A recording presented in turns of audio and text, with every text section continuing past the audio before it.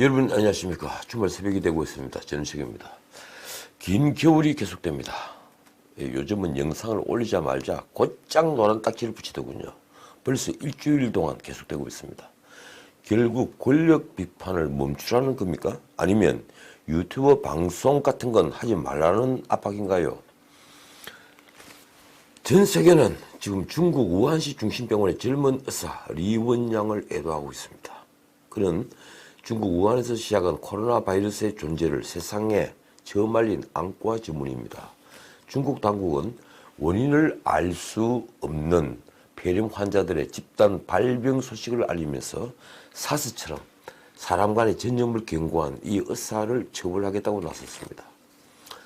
결국 법원까지 갔죠. 그런데 결국 그마저도 코로나 바이러스에 감염되어서 격리병동에서 투병했습니다.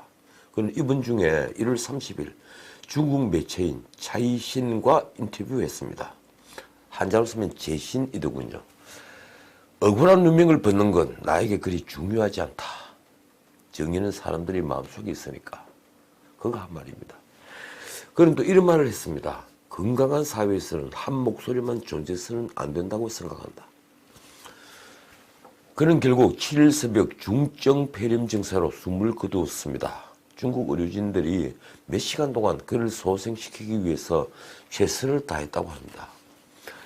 그는 중국의 영웅이 아니라 민주주의를 의심받는 전 세계의 모든 나라에 경종을 울린 영웅으로 남았습니다. 삼가 리원양 의사의 명복을 빕니다.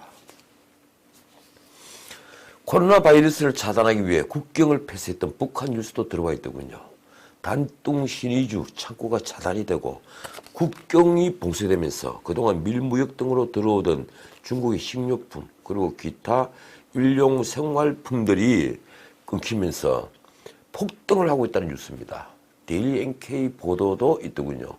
4,000원에 팔리던 중국산 쌀은 6,000원으로 4,200원이던 밀가루는 6,175원으로 그리고 9,350원이던 콩기름은 15,570원으로 5,250원 하던 설탕은 6,400원으로 폭등했다고 합니다. 1kg에 12,800원 하던 휘발유는 16,300원으로 올랐다고 하는군요. 글쎄 제가 북한 화폐 단위를 잘 모르니까 이게 얼마인지는 잘 모르겠습니다. 지금은 거의 매일 물건값이 오른다고 합니다. 북한식 표현이 바이러스가 아니고 비루스인데요. 비루스 때문이 아니라 물가 때문에 우리 모두 굶어 죽게 됐다는 공포심이 널리 퍼지고 있다고 하는군요. 글쎄요. 사정이 이러니 아직 발병하지 않았다는 걸 내세우는 북한 당국도 또 다른 고민을 안게 되었습니다. 자, 이번엔 우리 사정을 살펴보죠. 서울시 교육청이 오늘 추가 휴업 명령을 내놨습니다. 송파, 강남, 영등포, 양천 지역의 32개 학교가 그 대상입니다. 확진자가 거주하거나 근무하는 곳 인근 학교들이죠. 그중에 송파구에만 15개 학교, 영등포에는 12개 학교입니다. 이제 전국의 휴업학교는 2월 3일 330개교에서 600개 교를 넘었습니다. 23번째 확진자인 중국인 여성 관광객이 지난 일요일 도심을 활보한 것으로 드러나면서 하루에 8만 명이 찾는 대한민국 유통 1번지 롯데백화점 본점이 긴급 휴업에 들어갔다는 뉴스도 있습니다. 백화점 개점 이후 초유의 일이라고 하는군요. 이 여성이 다녀간 공덕역 이마트 마포점도 휴업에 들어갔고 지난 일요일까지 머물렀던 시청 앞 프레지던트 호텔도 예약 손님을 지금 다른 호텔로 안내를 하고 있다고 합니다. 중국 관광객 한 명의 동선에 따라 백화점과 대형마트 그리고 호텔이 엄청난 손실을 입게 됐습니다. 언론 보도로는 백화점 본점 폐쇄로 있는 손실은 840억이나 된다고 하는군요. 롯데백화점이 그만큼 매출이 컸습니까? 중국 내 확진자도 계속 늘어나고 있습니다. 7일 0시 기준 중국 내 확진자는 31,116명, 사망자는 636명이나 됩니다. 하루 전보다 확진자는 3,143명, 사망자는 74명이 늘었습니다. 워낙 확산 속도가 빠르다 보니 제가 어젯밤 판도라 녹화할 때 확진자가 28,000여 명이 넘고 사망자가 63명이라고 말했는데 촬영 뒤에 보니 벌써 엉터리 가짜뉴스가 되어버렸습니다. 재밌는 뉴스가 연달아 있더군요. 오늘 한국경제신문에 실린 건데요. 서울대 학생들이 중국의 확진자와 사망자가 일정한 함수 그래프를 따라 증가하고 있다는 주장을 했습니다. 그 기사를 읽어보니까 아마 그 확진자가 늘고 사망자가 느는 것은 똑같은 비율로 그래프를 따라서 움직이고 있다고 합니다. 그래서 실제 10배, 100배 되는 집계를 중국 정부가 잘 대처하고 있다고 포장을 하기 위해 조작해서 발표하는 숫자라는 거죠. 믿고 싶지 않은 기사이지만 학생들은 이렇게 정확히 확진자가 는다는 것은 불가능하다고 말을 하고 있습니다. 서울대 학생들의 주장대로라면 내일은 확진자가 3,989명이 늘어야 하고 모레는 4,263명 그리고 그 다음은 4,536명이 증가해야 합니다. 자, 어느 쪽이 가짜뉴스일까요? 지켜보죠.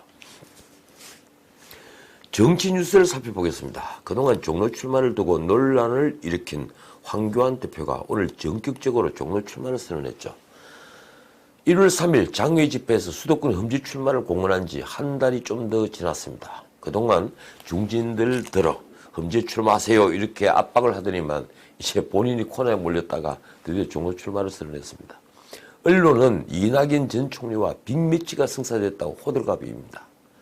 당내에서는 만시지탄이라는 말이 여기저기서 흘러나왔습니다. 너무 실기했다는 것이죠. 어제도 제가 말씀드렸지만 황 대표는 처음부터 종로 출마 이외에 다른 선택지가 없었습니다. 피할 수 없는 사업이라면 즐겨야죠. 그런데도 그는 망설였습니다. 그가 용산, 양천 등지에 여론조사를 했다는 뉴스가 나오면서 야당의 전투력 자체를 의심하는 시선이 늘어났죠.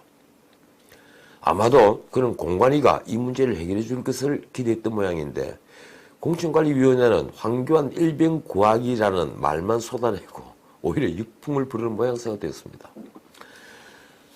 밖에 나와서 이를 성토하던 이석연 공관위원에게 황 대표가 일종의 공개 경고를 한 것도 화제가 되었습니다. 이래저래 체면을 많이 구겼죠. 그래도 결국 황 대표는 다른 선택지가 없었습니다. 황 대표는 한참 실기한 뒤에 원점으로 돌아온 셈이 됐습니다. 그래도 그가 다시 희망을 살린 것으로 저는 판단합니다. 오늘 그가 말한 종로 선거는 문재인 정권과 미래 세력의 결전이라는 프레임도 매우 좋습니다. 그렇죠. 그는 이낙연 후보자와 싸우러 가는 게 아니라 문재인 정권과 싸워야 합니다. 그것이 바로 종로 출마의 의미입니다. 문제는 이제 보수통합과 중진들의 험지 출마입니다. 보수통합은 이제 대세가 되었지만 광화문 세력, 특히 우리 공화당과 통합은 요원할 수밖에 없습니다. 그래서 새 보수당의 유승민 의원에게 지금 관심이 집중되고 있죠. 유 의원은 목요일 밤에 황 대표에게 만나고 싶다고 문자 메시지를 보냈다고 합니다. 두 사람의 담판이 당대당 통합으로 톱다운 방식 결정으로 내려갈 것이라는 관측이 많았죠. 황 대표 쪽에서도 못 만날 이유가 없다. 언제든 만나자. 이런 말이 나왔습니다. 그래서 주변에서는 일요일 밤이나 월요일에 만난다는 말들이 떠돌더군요. 그런데 아까 저녁에 노컷뉴스가 아주 이외의 뉴스를 보도했습니다. 황 대표가 유 의원의 만남 제안을 거절했다는 뉴스입니다. 이미 통합신당 준비위원회가 가동된 마당에 두 사람이 만나는 건 적절하지 않다는 게 그 이유더군요. 두 사람의 회동은 통수위에 가담한 전진당과 시민단체의 반발을 불러올 수 있다는 게 또 그 이유입니다. 글쎄요, 어느 말이 맞는가요? 유 의원이 통합이 안 된다면 선거인데도 가능하다고 한 건 아마 진실이겠죠.